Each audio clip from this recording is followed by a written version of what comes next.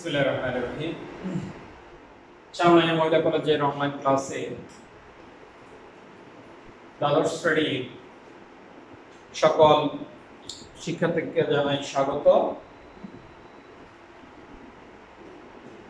আশা করি সবাই ভালো আছো, আমি ভালো আছি। আজকে আমরা আলোচনা করব দ্বাদশ শ্রেণীর তথ্য ও যোগাযোগ প্রযুক্তি বিষয়ে অধ্যায় নাম্বার 4 এ ওয়েবসাইট কাঠামো নিয়ে কিছু আলোচনা করার চেষ্টা করব এবং ওয়েবসাইট কাঠামোটাকে কবে ভাগ করা হয়, কয়ভাবে ভাগ করা যায়, প্রকারগুলো সম্পর্কে আমরা জানবো। প্রথমে আমরা জানবো হচ্ছে ওয়েবসাইটের কাঠামো। এখন ওয়েবসাইট কাঠামোটা কি? যে অবকাঠামোতে একটা ওয়েবসাইটে সকল তথ্য উপস্থাপন করা হয়। তাহলে কি বলছে? যে অবকাঠামোতে একটি ওয়েবসাইটের সকল তথ্যগুলোকে উপস্থাপন করা হয় তাকে বলা হয় ওয়েবসাইট কাঠামো। অর্থাৎ ওয়েবসাইটের ভিতরে একটা লক্ষ্য করো, আমি এখানে একটা চিত্র অঙ্কন করছি যে এখানে এটা একটা পেজ, আবার এটাও পেজ, এটাও পেজ, এটাও পেজ, অর্থাৎ আর এগুলো হলো তার সাব পেজ। অর্থাৎ একটা ওয়েবসাইটে ঢোকার পর, প্রবেশ করার পর, একটা ওয়েবসাইটে আমি যখন প্রবেশ করব, অর্থাৎ সর্বপ্রথম কোন পেজটা আসবে, এরপর তারপর কোন পেজটা আসবে, এটা সাজানোর যে কৌশল আর কোন তথ্যের পরে কোন তথ্যগুলো আসবে, এই সাজানোর যে কৌশলটা এটা হলো মূলত ওয়েবসাইট কাঠামো। তো এখন খেয়াল করো, আমার এখানে কয়েকটা পেজ আছে, কয়েকটা পেজ আছে। আমরা যদি এখানে এই একটা পেজ, এটা একটা পেজ, অর্থাৎ ধরো যে এখানে 8 থেকে 10টা পেজ আছে, পেজগুলোকে আমি ইচ্ছা করলে এইভাবে রাখতে পারি, এই যে এইভাবে করে, অর্থাৎ এইভাবে আমি কি করতে পারি, অর্থাৎ এই পেজগুলোকে আমি রাখতে পারি, অর্থাৎ একটার পরে একটা, অথবা একটার নিচে একটা, অথবা এটা নিচে এটা, এটা আরেকটার নিচে আরেকটা, আরেকটার নিচে আরেকটা। অর্থাৎ এই পেজগুলোকে সাজানোর যে কৌশল, এই তথ্যগুলোকে সাজানোর যে কৌশল, এটাকে বলা হয় ওয়েবসাইট কাঠামো।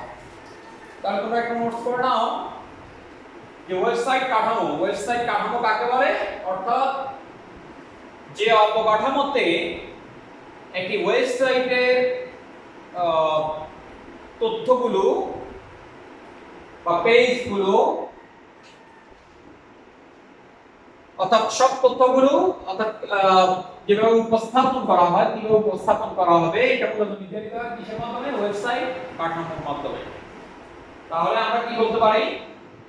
যে অবকাঠামোতে একটি ওয়েবসাইটের সকল তথ্যসমূহ উপস্থাপন করা হয় তাকে বলা হয় ওয়েবসাইট কাঠামো। এখন এই ওয়েবসাইট কাঠামো, এটা একটা ওয়েবসাইট স্ট্রাকচার অফ ওয়েবসাইট, অর্থাৎ একটা ওয়েবসাইটের এটা হলো একটা, যে ফিগারটা তোমরা হোয়াইট বোর্ডে লক্ষ্য করো, এই ফিগারটা মূলত হলো একটা ওয়েবসাইটের স্ট্রাকচার, একটা ওয়েবসাইটের কাঠামো। তো একটা ওয়েবসাইটের সাধারণত তিনটি জিনিস থাকে। একটা হলো মূল পেজ বা ইনডেক্স পেজ, সেকশন বলতে পারি। একটা হলো মূল পেজ বা ইনডেক্স পেজ।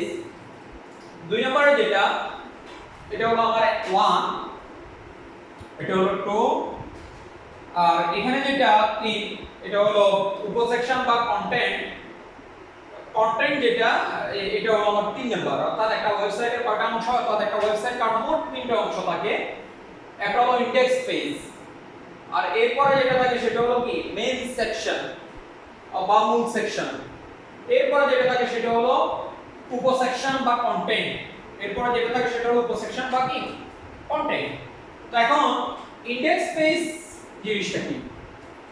ইনডেক্স পেজ হলো, অর্থাৎ আমি একটা ওয়েবসাইটে প্রবেশ করার পর প্রথমে আমার যে পেজটা আসে এটাকে বলা হয় ইনডেক্স পেজ।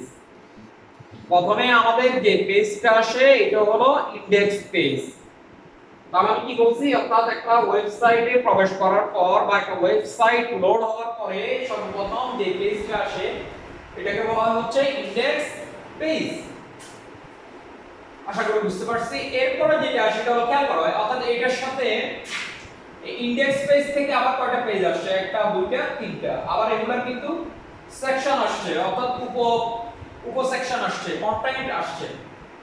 এরপরে যেটা সেটা হলো মূল সেকশন। মূল সেকশন যেটা সেটা হলো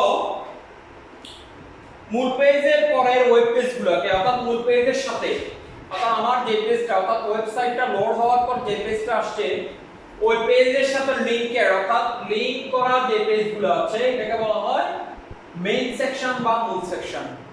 তাহলে আবার বলছি আমি, তাহলে ইনডেক্স পেজের সাথে যে পেজগুলো লিংক থাকে, লিংক করা থাকে এটাকে বলা হয় মেইন সেকশন বা মূল সেকশন।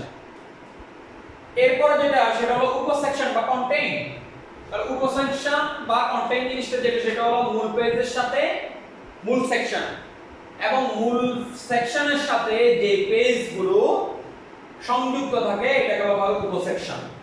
আবার বলছি, তাহলে মূল পেজ অর্থাৎ ইনডেক্স পেজের সাথে মূল সেকশন, আর মূল সেকশনের সাথে যে কন্টেন্টগুলো, যেই পেজগুলো অর্থাৎ লিংক অ্যাড থাকে এটাকে বলা হয় উপ সেকশন। তাহলে মূল পেজ কি আমরা জানলাম, মূল সেকশন কি আমরা জানলাম, উপ সেকশন কি আমরা জানলাম।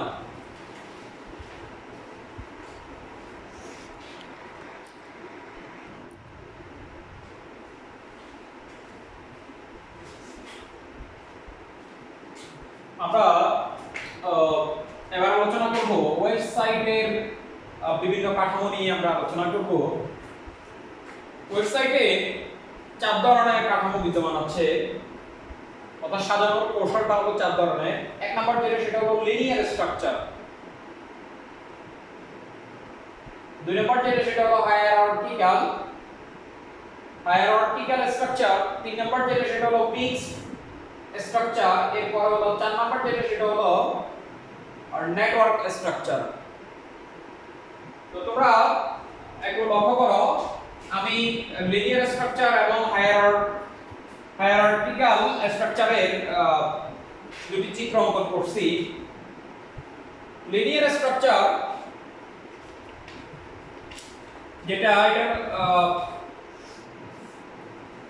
লিনিয়ার স্ট্রাকচার যেটা এটা একটা সিকোয়েন্স থাকবে। লিনিয়ার স্ট্রাকচারের একটা কি থাকবে, সিকোয়েন্স থাকবে, অর্থাৎ কোন পেজের পর কোন পেজ আসবে এবং আমি কোন পেজ থেকে কোন পেজে যাব একটা ক্রম অনুসারে থাকবে, একটা ক্রম থাকবে, এটাকে বলা হচ্ছে লিনিয়ার স্ট্রাকচার। তাহলে এখানে আমি খেয়াল করার সঙ্গে আমি লিখে ফেলছি যে ওয়েবসাইটের পেজগুলো, একটা ওয়েবসাইটের পেজগুলো কোনটার পর আসবে, অর্থাৎ পেজগুলো একটি নির্দিষ্ট ক্রমানুসারে সাজানো থাকে। যে ওয়েবসাইটের পেজগুলো একটি নির্দিষ্ট ক্রমানুসারে সাজানো থাকে তাকে বলা হয় লিনিয়ার কাঠামো বা লিনিয়ার স্ট্রাকচার বলা হয়। খেয়াল করো, তুমি এখানে ইচ্ছে করলে পেজ 1 থেকে যেতে পারো পেজ 2 তে, এরপর পেজ 3, এরপর পেজ 4, ইচ্ছে করলে কিন্তু পেজ 4 থেকে পেজ 1 এ আসা সম্ভব নয়, অর্থাৎ পেজ 4 এ আসতে থেকে তোমাকে যেতে হবে 3 তে, 3 থেকে তারপর 2 তে, তারপর হলো 1। তাহলে লিনিয়ার স্ট্রাকচারটা কি, অর্থাৎ যার একটা কি থাকবে, অর্থাৎ ওয়েবসাইটের পেজগুলো, যে পেজগুলো আছে, ওয়েব পেজগুলো আছে, এগুলো অর্থাৎ ক্রম অনুসারে সাজানো, অর্থাৎ কোনটার পরে কোনটা আসবে, এটা হলো মূলত লিনিয়ার স্ট্রাকচার। তাহলে কি লিখছি, যে ওয়েবসাইটের পেজগুলো একটা নির্দিষ্ট ক্রম অনুসারে সাজানো থাকে তাকে বলা হয় লিনিয়ার কাঠামো বা লিনিয়ার স্ট্রাকচার বলা হয়। নাম্বার 2 যেটা সেটা হলো হায়ারার্কিক্যাল স্ট্রাকচার, এটাকে আবার ট্রি স্ট্রাকচার বলা হয়।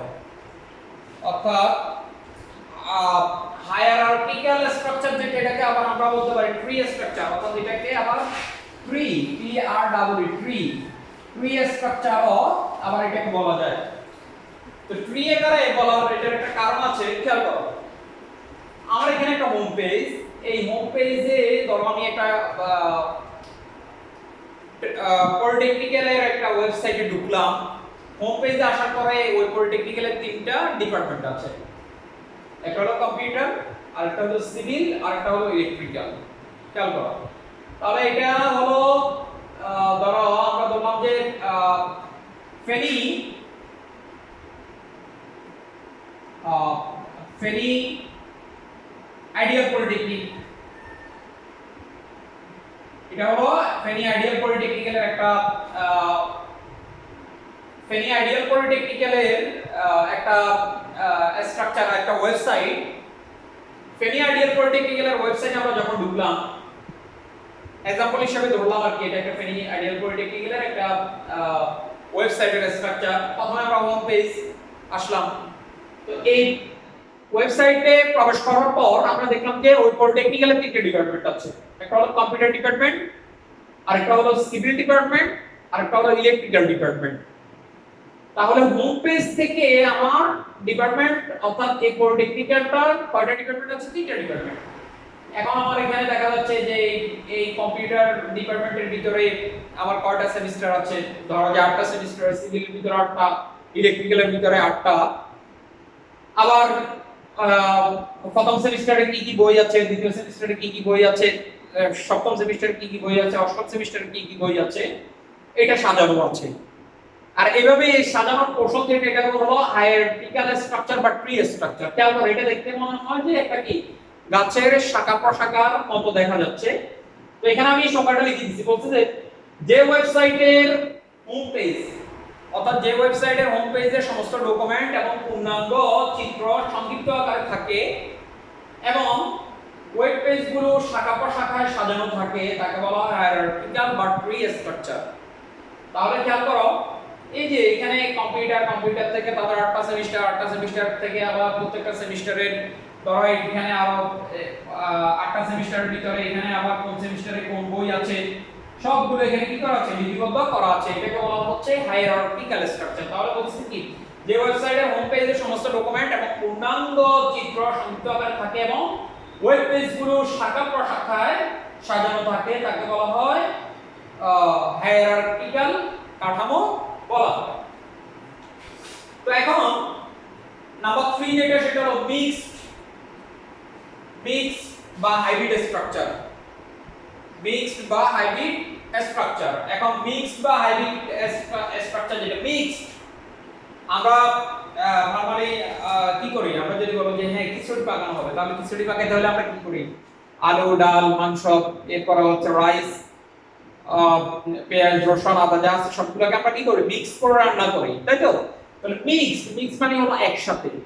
তাহলে মিক্স স্ট্রাকচার যেটা, সেটা হলো অর্থাৎ এটা অর্থাৎ লিনিয়ার স্ট্রাকচার, হায়ারার্কিক্যাল বা ট্রি স্ট্রাকচার এবং হচ্ছে নেটওয়ার্ক স্ট্রাকচার, এগুলো সমন্বয়ে মূলত মিক্স স্ট্রাকচার বা হাইব্রিড যে স্ট্রাকচারটা আছে বা হাইব্রিড কাঠামো যেটা, এটা গঠিত হয়। আমরা এখন দেখব মিক্স স্ট্রাকচার বা হাইব্রিড স্ট্রাকচার যেটা, এটা সম্পর্কে এখন আমরা আলোচনা করব।